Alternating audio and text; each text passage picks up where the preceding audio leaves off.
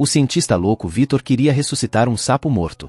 Vitor comprou meio quilo de líquido amniótico de uma mulher grávida. Em seguida, ele o injetou no corpo do sapo por meio de um tubo plástico. Em seguida, inseriu 2 fios nos principais pontos de acupuntura do sapo. Após alguns segundos de estimulação pela corrente elétrica de Vitor, o sapo morto milagrosamente voltou à vida. Vitor ficou extasiado ao ver os resultados da experiência, pois isso o aproximou um pouco mais do seu experimento de criar um ser humano artificial. Como um biólogo genial, o sonho de toda a vida de Vitor era criar um novo ser vivo usando membros e partes do corpo humano. Ele acreditava que, assim como os transplantes de órgãos poderiam curar várias doenças terminais, os órgãos e as partes do corpo de diferentes cadáveres poderiam ser usados para criar um ser humano vivo. Para provar sua teoria, Vitor começou a coletar várias partes humanas. Primeiro, ele roubou secretamente o cadáver de um prisioneiro recém-executado sob a cobertura da noite. Em seguida, marcou as partes do corpo que faltavam com uma caneta, raspou a cabeça, abriu o crânio e extraiu o cérebro, colocando-o em um refrigerador pronto para uso posterior. Mas um corpo não era suficiente para completar sua obra-prima, então Vitor foi ao necrotério do cemitério. Independentemente de como os corpos haviam morrido, ele pegou uma faca de cozinha e os cortou. Quando todas as partes humanas necessárias para o experimento estavam prontas, Vitor começou a costurar os órgãos e membros, formando um corpo humano completo. O sucesso do experimento dependia crucialmente das técnicas de acupuntura da nação oriental, que exigiam a marcação precisa de cada ponto-chave de acupuntura no corpo. Soluções de nutrientes essenciais para o corpo do experimento também eram indispensáveis. Naquele momento, uma praga eclodiu repentinamente na cidade. Mas Vitor não tinha intenção de ir embora. Ele estava um passo mais perto de seu objetivo. Dada a urgência da situação, ele teve que iniciar o experimento antes do planejado. Vitor colocou o corpo, injetado com solução nutritiva, em um recipiente especial cheio de líquido amniótico. Em seguida, inseriu agulhas de prata com fios nos pontos de acupuntura marcados no corpo e, finalmente, acionou o interruptor para iniciar todo o aparato.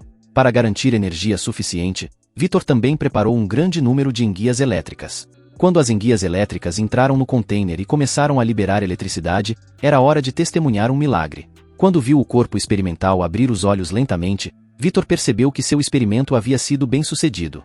Ele rapidamente desligou toda a energia e retirou o corpo do container. Mas Vitor logo descobriu um resultado que não queria ver. O sujeito experimental parecia ter muitas falhas. Ele mal conseguia ficar ereto e era extremamente feio. Em pouco tempo, o corpo experimental perdeu a consciência novamente. Vitor pensou que ele estava morto e decidiu abandonar o sonho de sua vida, destruindo completamente as anotações do experimento e o corpo. Ele planejava voltar para casa e viver uma vida normal com sua esposa. Mas depois de apenas 2 horas e meia de descanso, Vitor acordou e descobriu que o corpo experimental havia voltado à vida. Ao se deparar com o monstro que o dominava, Vitor ficou apavorado e correu para deixar o laboratório. O monstro, no entanto, vestiu suas próprias roupas penduradas na parede. Quando Vitor voltou com um machado, o monstro já havia desaparecido. Sem que ele soubesse, o monstro já havia chegado às ruas. Experimentando a vida humana pela primeira vez, ele estava cheio de curiosidade sobre tudo ao seu redor. Ao ver comida, o monstro estendeu a mão para pegá-la, mas foi impedido pelo lojista. No tumulto, o monstro acidentalmente revelou seu rosto aterrorizante sob o chapéu. Todos pensaram que a criatura estava infectada com a peste e pegaram as ferramentas para expulsá-la. A criatura resistiu instintivamente, mas descobriu inadvertidamente que seu corpo tinha um poder imenso. No entanto, a criatura não queria fazer mal a ninguém. Ela só queria sair desse lugar hostil. Quando uma carroça que transportava cadáveres passou, ela pulou nela e fingiu ser um cadáver, escapando assim da cidade. Uma vez fora da cidade, a criatura desceu da carroça. Ele entrou em uma floresta e encontrou uma casa. Ao ver que o dono da casa estava prestes a sair, ele se escondeu às pressas em um chiqueiro próximo, mas, para sua surpresa, o dono entrou com um balde de ração para porcos. Coincidentemente, a criatura também estava com fome e, depois que o dono saiu, começou a devorar a ração para saciar sua fome. Depois de comer e beber até se fartar, a criatura não foi embora, mas observou todos os movimentos da família através da parede. Naquele momento, a criatura subitamente encontrou um caderno entre suas roupas, que se revelou ser a documentação experimental de Vitor que ele não tivera tempo de destruir. Quando acordou, viu o casal dentro da casa conversando e parecendo enfrentar algumas dificuldades. Acontece que o inverno havia chegado mais cedo e eles não tinham tido tempo de fazer a colheita. O solo congelado agora estava muito duro para as plantações. Sem comida suficiente, eles teriam dificuldades para sobreviver ao frio do inverno. A criatura observou tudo isso e, sob a cobertura da noite, foi secretamente ao acampamento para ajudar a família a superar as dificuldades.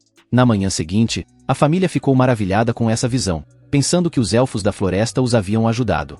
Ao ver a felicidade da família, a criatura do chiqueiro também sorriu, entendendo a alegria de ajudar os outros.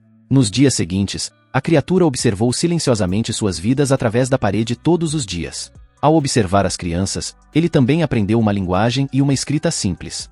Ele abriu o caderno e começou a tentar entender seu conteúdo. Para agradecer ao elfo da floresta, a família deixou um prato de comida e uma flor fresca na soleira da porta.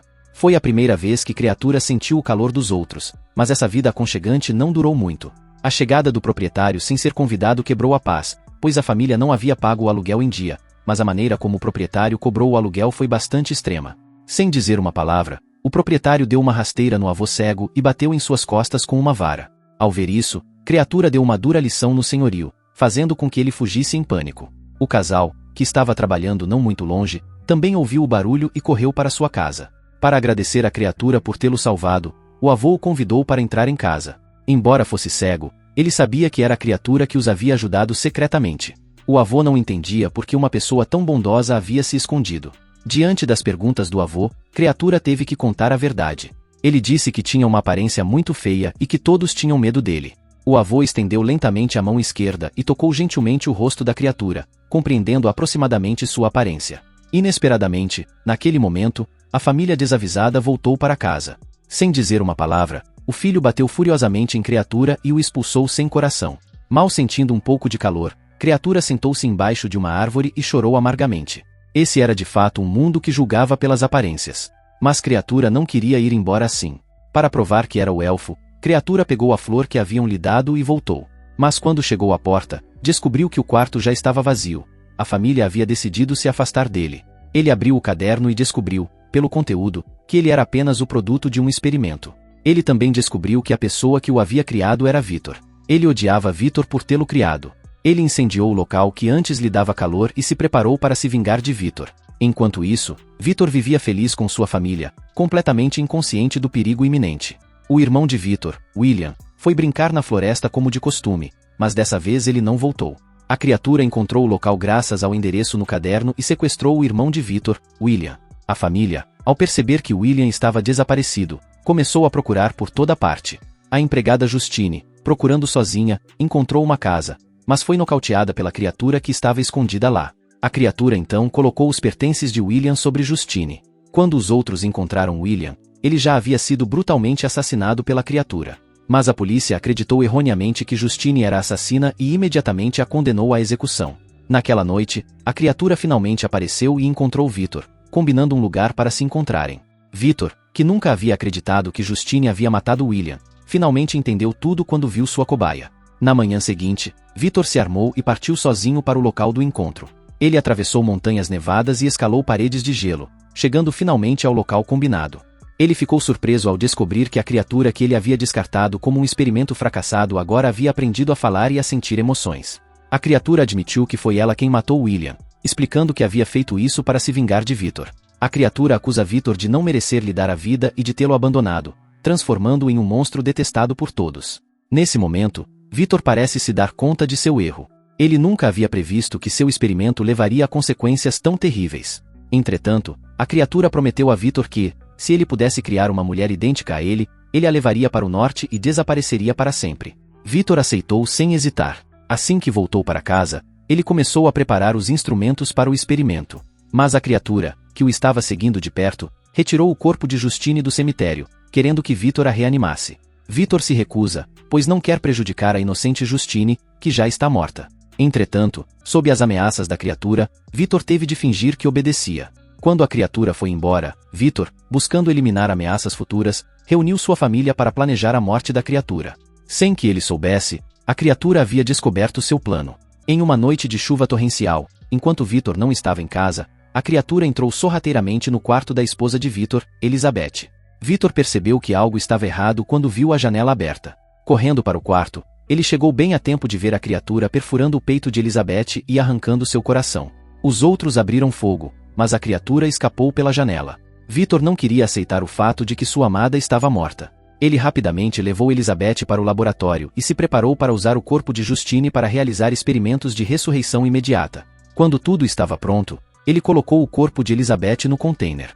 Seguindo os procedimentos anteriores, Vitor inseriu agulhas de prata nos pontos-chave e, finalmente, ligou o interruptor de estimulação.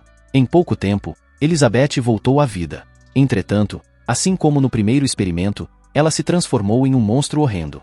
Mas Vitor não se importou.